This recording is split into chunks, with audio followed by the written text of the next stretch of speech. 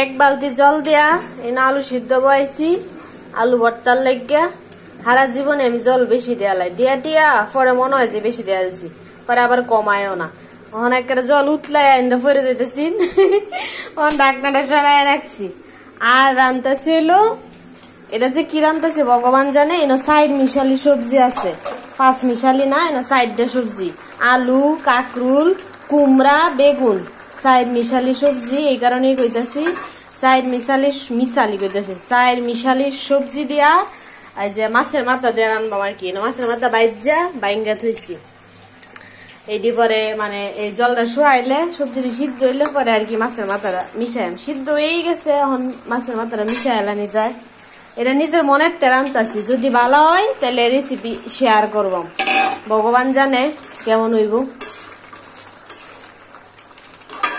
যেটা মন চাই এটাই দিছি। এখন ঈশ্বর জানে কেমন জানি হয় খাইতে।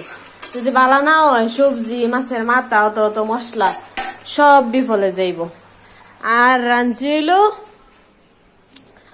ভয়াকার তো আর কি তা রাঞ্চি লতা দিয়া শুটকি আর হইতেছে মাছের ঝোল।